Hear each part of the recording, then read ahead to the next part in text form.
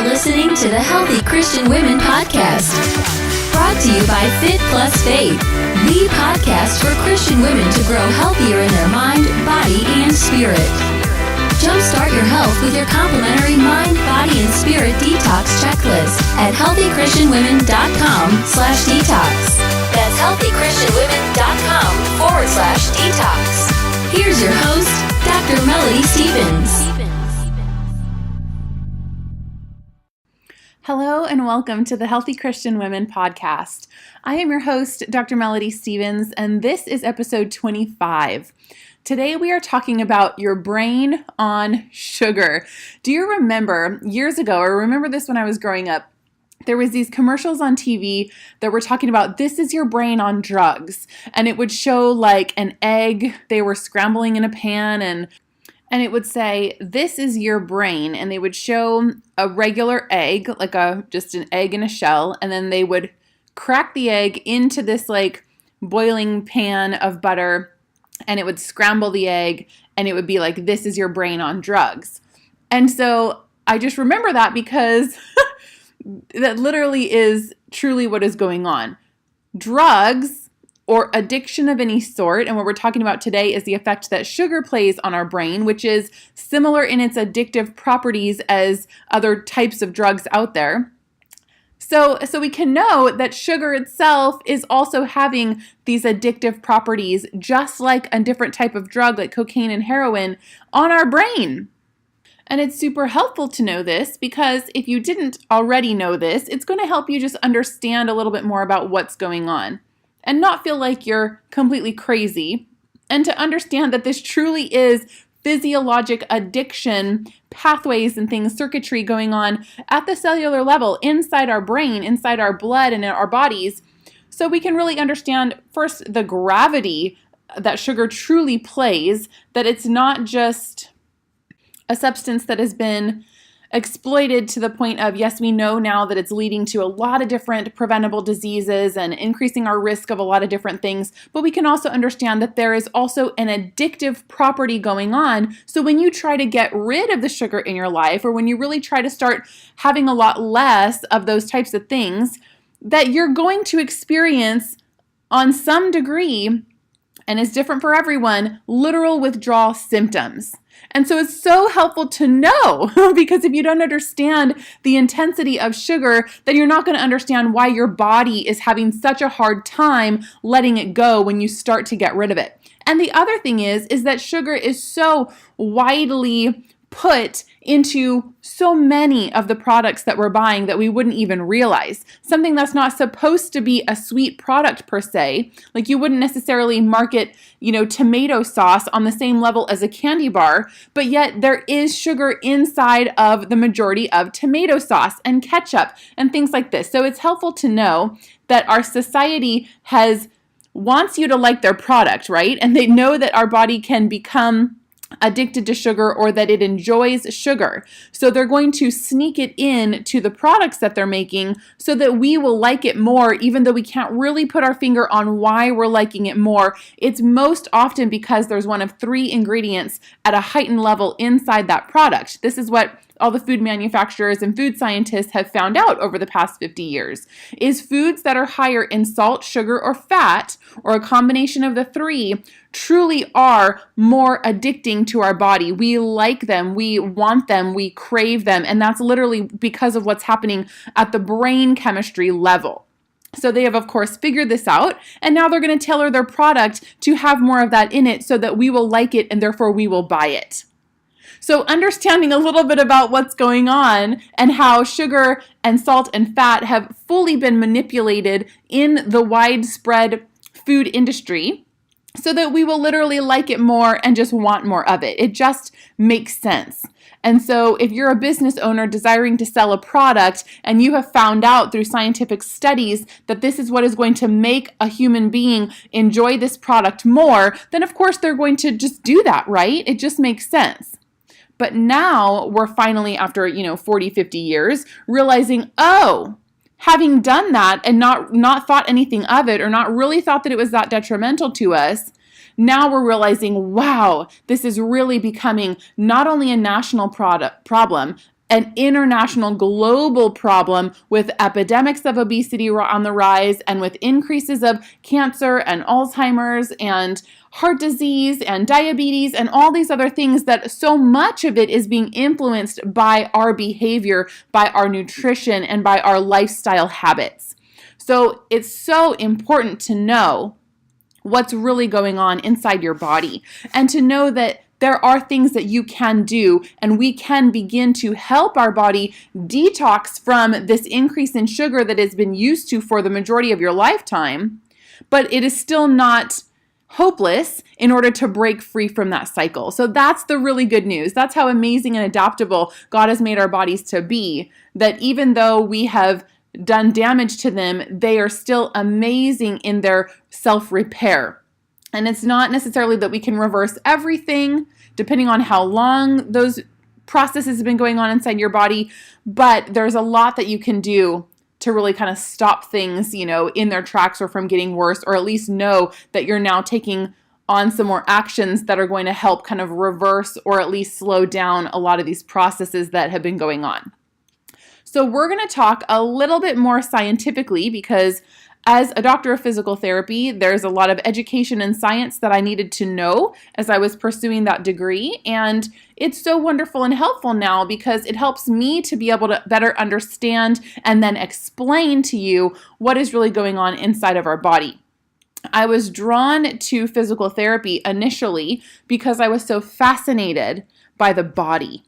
And so, of course, as you're going through and you're learning about the body, how things work and how your muscles and your bones, and then you get into the brain, it is so incredibly fascinating what is going on there, that scientists are still trying to figure it out. But God has made the design from the beginning of time, and this is how intricate and amazing He's made our bodies to work. It's really incredible. So I was kind of drawn to that type of something in the medical field, but I knew I didn't want to be certain professions. I knew I didn't want to be a surgeon. I didn't want to be a PA. I didn't want to be a nurse for various reasons. So physical therapy completely fit myself and my personality and my strengths.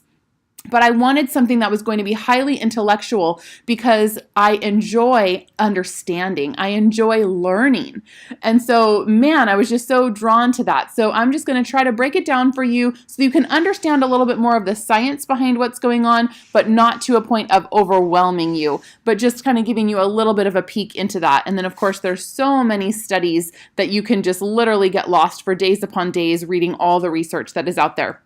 But we're just going to break it down into more simplified terms, but help you just better understand the physiology and the chemistry that's going on the inside in our body's response to stimulating things such as sugar.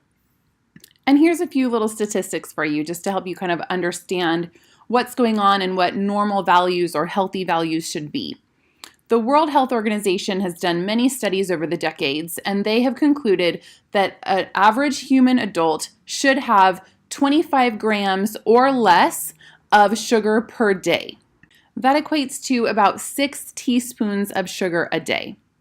Recent studies have shown that the average American is having an average of 22 teaspoons of sugar a day. This is combined in all the different foods that we're typically eating that include sugar in them. So right away already, the average American is already having 4 times the recommended amount of sugar per day than what they should have. And they're saying that for children, they're averaging about 34 teaspoons of sugar per day. So what is going on? We have to be so careful as to what we are allowing our kids to eat. So for kiddos, they're already having almost 6 times the recommended amount of sugar per day that they have shown, the World Health Organization has shown is actually healthy for our body. So this is a major problem. And because of this, that's already making the teenage and the child and teenage population up to 1 in 4 are pre-diabetic or diabetic already. And their life is just beginning. So we truly need not be surprised when we're realizing that all of these other different types of diseases and health conditions are on the rise when you've been living your entire life with this excess amount of sugar and other things that are breaking down into sugar in your body, like simple carbohydrates and things. So really understanding what truly breaks down into our body as sugar. Now, sugar breaks down into glucose in the body. And I've mentioned before on previous episodes that our brain, the number one ingredient that is brain food, brain fuel, is glucose. So our body needs the sugar, but it depends on the source where the sugar is coming from, how it actually breaks down into the body, and different things. So say we end up having some broccoli, that already has carbohydrate in it. So there is already some properties that are going to break down into glucose to go feed our body and to go feed our brain, but it does not activate the pleasure and reward systems of our brain like other substances do. So it does truly matter where the sources of carbohydrate or sugar, aka glucose, where we're getting that from, because it plays into our brain chemistry completely differently. So today what you're going to learn about is called the brain reward cascade and the mesolimbic pathways. These are just the sequence of events that is happening inside your brain when certain chemicals are released based on stimuli that they've received, largely affected by what we are eating. These types of things are going to be affected by not just food though. So this is the pathway that is being stimulated is the pathway that helps our brain and our body to help us either understand that we really enjoy something or that we should be aversive of something. So it's really almost like the fight or flight a little bit. So just thinking where the brain is saying, ooh, I liked this activity, or I liked this thing or this situation, or I really did not like this thing. And so the brain is taking in all of that information and creating circuits and connecting with one another to help us learn. And of course, what do we want to do again, or what do we want to avoid again? So that's basically the centers of the brain that are being activated by different substances, and sugar and becoming addicted to sugar is connected to these areas of the brain.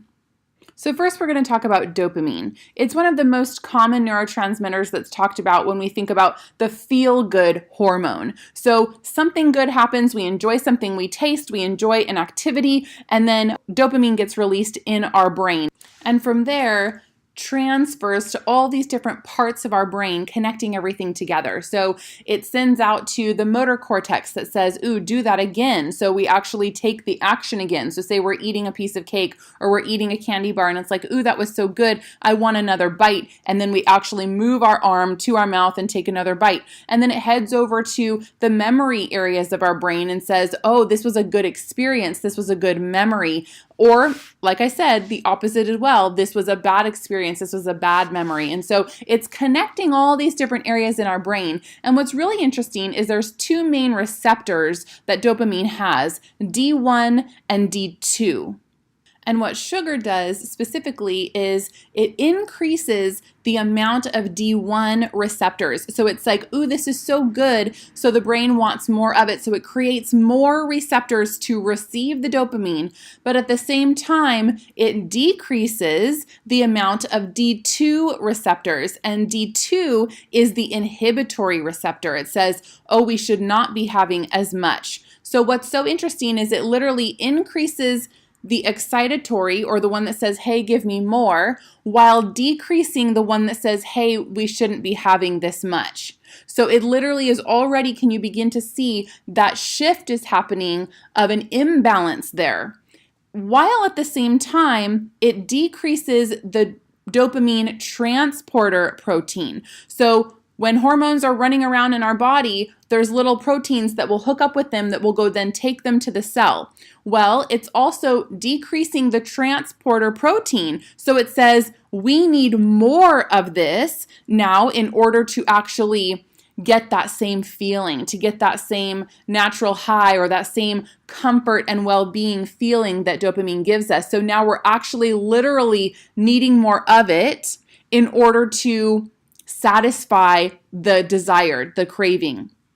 So this is dangerous waters when we're actually starting to force our brain chemistry to start creating its own imbalances, which is going to be this, kind of like a self-fulfilling loop, like I need more, I need more. That's literally what's going on in the body. So it's helpful to know that it's not all just in your head. it's actually physiologically going on. Your receptors at the cellular level are saying, give me more. And so that makes it even more difficult to fight the urge then, right? Doesn't that make sense? Now, on the other hand, then, we have another hormone called serotonin, and this hormone is to help us feel satiated. It's to help the body signal when it's full and we no longer need more food. Well, sugar is actually decreasing the amount of serotonin. So therefore, it's saying, hey, I don't know when I'm full. I don't know when I should stop. I'm not getting that serotonin hormone to really tell me when, so I'm just going to keep going. So that's like the beginning of a binge then, right? Can you see? Like that's kind of how we're like, oh, well, then I just need more. I just need more. I'm not full. I want more, because there's multiple things going on inside your body that is creating that feeling. And here we're just talking about what's going on within the brain chemistry, within your blood, and within the hormones that are being released and how they're working inside your cells. This is not even talking about what sugar actually does to other parts of our body, such as increasing and messing up our glucose imbalance and then increasing the release of insulin that is trying to then help to manage everything and how to lower those glucose levels.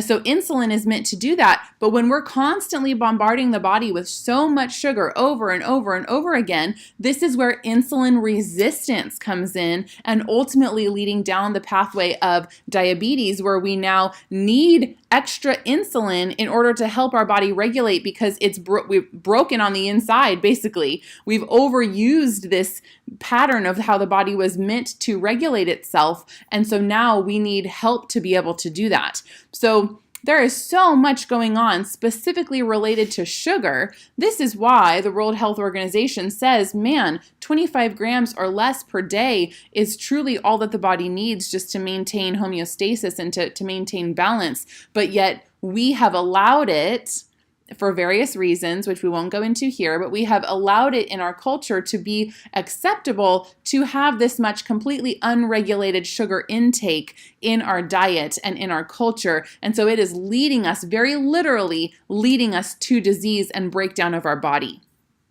But here's the good news. It is not all lost. There are things that we can do. And like I said in the beginning, our body is so adaptable, so amazing, that there are things that we can begin to do. Just like any other addict with any other substance, there is still hope for them to be able to overcome this addiction. But when it's sugar, realizing that it is still addictive, even more addictive than cocaine, then we can understand that we're going to be experiencing withdrawal symptoms when we begin to take it out of our diet. We're literally going to experience them as far as being irritable and headaches and all these other light sensitivity and all these other things that will begin to happen. It's a very real physiologic thing that will happen when the body is detoxing from a toxic environment ultimately. So knowing that you're up for that, knowing that you're going to be up against that when you begin to take this out of your diet, it will just allow you then to understand more of what's going on rather than just giving back into the craving, because then you're going to have to start the entire cycle all over again. So knowing what you're up against from the get-go is going to be helpful to understand what your body is going to be feeling over time. So yes, we're going to be experiencing those types of things, but not for long. Not for long. There has been a lot of different programs and different studies out there that show really good results with helping you detox away from sugar with anywhere between 10 to 30 days. So that's good news, right? You can do anything for 10 to 30 days. You can totally do it. And when you think of the consequences of improving your health for the rest of your life, isn't that worth it then to go through that period for that short period of time while you're helping your body to literally reset itself? What's really cool as well is our body is constantly turning over in our cells. That's what's happening all throughout our body. Our body is generating new cells, repairing old ones. It's just amazing the internal healing process and rejuvenation process that our body goes through. So your taste buds will literally turn over as well. So your body is constantly making new cells, and when it begins to make these new cells that are no longer having this influx of ridiculous amounts of sugar that they shouldn't be having, but so therefore it gets desensitized to the sugar and wants more of it. When you're creating the new cells in an environment that is not being bombarded with sugar, then in about 10 to 14 days time, your body will have created a whole new set of taste buds. It's just that's the ongoing turnover process that our body has. So within those 10 to 14 days, when you have no longer been bombarding with excess sugar in almost everything that we eat, your body is going to be able to taste and experience sugar in the unlikely places. So this is why you'll be eating some vegetables and be like, oh my gosh, I never realized how tasty that was. I never realized the flavors that were there, the actual inherent sweetness that was in there. Things like, celery, carrots, and bell pepper, and tomato, and broccoli, especially the broccoli stems. There is so much sweetness in so much of these natural whole foods in our vegetables, which that's going to react in our body completely differently. It's not going to go crazy in all of those cycles that we were talking about before. It's going to react in a different way because it's coming from a different source. And so then the little bits of sweetness, the little bits of sugar, aka carbohydrate that is within the vegetables, which is going to give your body the nutrients, like I said, glucose, carbohydrate breaking down to glucose is the fuel for the brain. So don't feel like you're going to be starving yourself of the actual good things that your body needs. They're just, if you begin to get them from vegetables and from a little bit of fruit, not a lot of bit of fruit, that's really intense in the sugar aspect. You really want to be focusing mainly on vegetables and on non-starchy vegetables. So this would not potatoes and sweet potatoes and things like that. Be very minimal on those things. You want to have a lot of non-starchy vegetables, which a lot of times you can think of it, I've seen it explained kind of like above ground vegetables and below ground vegetables. So if you think the things that are grown below ground, so what would that be? You know, we're going to have our carrots and our potatoes and things like that. If they're below ground, they're going to have a higher starch content to them. So that can just be one way to help you to kind of, okay, where should I be getting the primary amount of my vegetables and my carbohydrates from? You want to get them from above ground vegetables. So squash and tomatoes and my goodness, the list just goes on. All of your leafy greens and all that wonderful stuff that is growing above ground. If you begin to choose your vegetables from that huge pool of selection, you're already going to be on a great path to choosing the right types of food for your body. And then knowing that you're not getting so much starch content that is going to be ultimately turning into a little too much glucose for your body. So you will notice as your taste buds begin to change that it's going to pick out the sweetness and the flavor, and the taste is going to be heightened more than what you ever realized before. And then when you do go to have a piece of fruit, you go to have a strawberry, some blueberries, some raspberries, some mango, whatever that happens to be, oh my gosh, you're going to realize how incredibly intensively sweet that already is, because your poor little taste buds are finally, they're like virgin taste buds. Like they finally have not been bombarded with all the excess amount of salt, sugar, and fat that we were talking about before. And so then you're just going to have a wonderful experience of realizing that whole foods, just as God created them to be, are so satisfying and give us exactly what our body needs when it comes to the nutrition and the nutrients there. So the more variety we give ourselves, it's going to keep our taste buds excited. And then it's going to be giving us the variety so that we get everything that our body needs to function. So we're not having any vitamin or nutrient deficiencies. God has created it already to be exactly what we need. And we live in a society and a day and age where we literally have access to just about anything that we would ever want.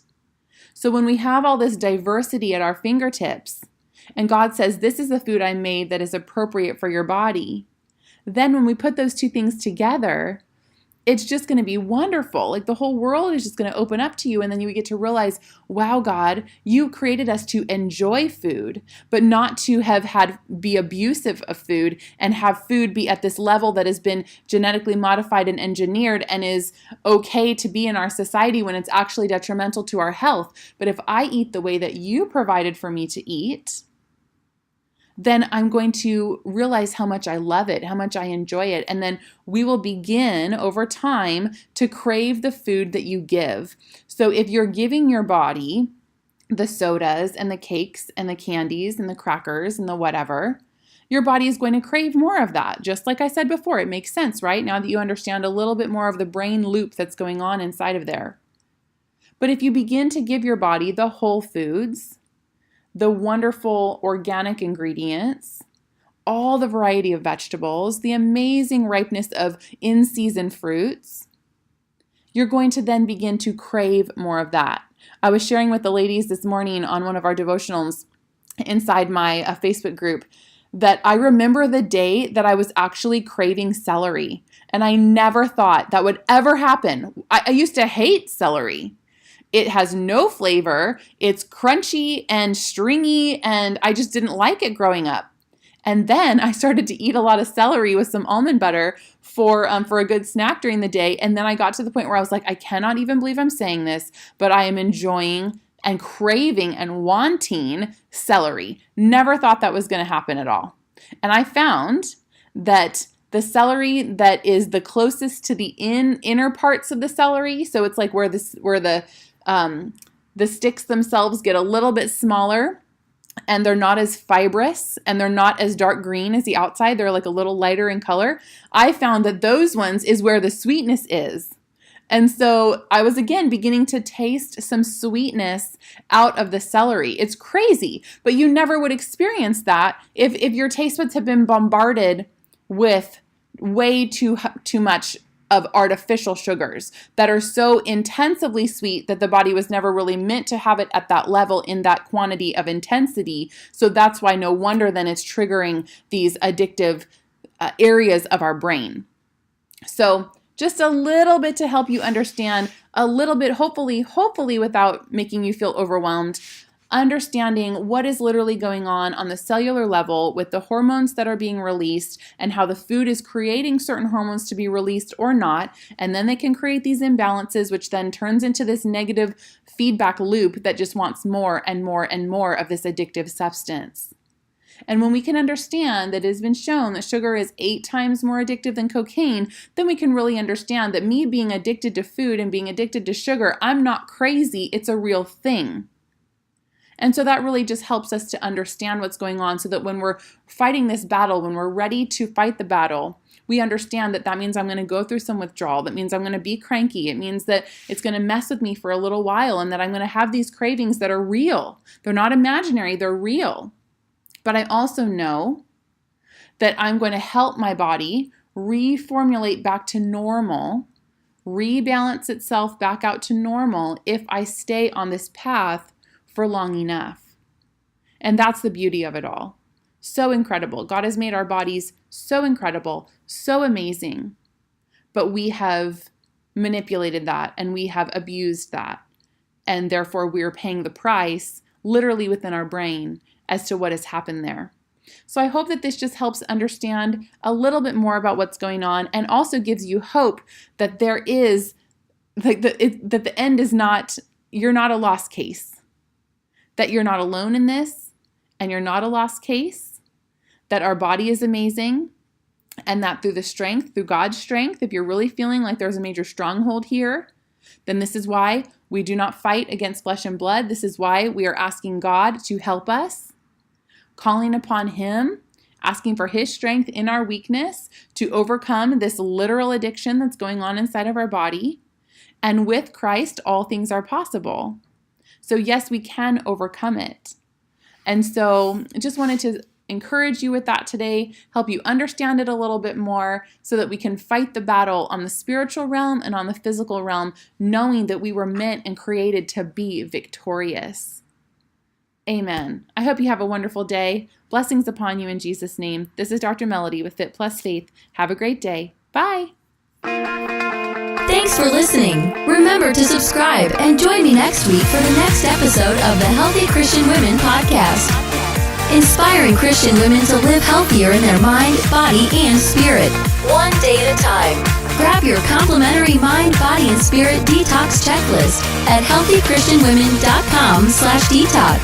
That's healthychristianwomen.com/detox.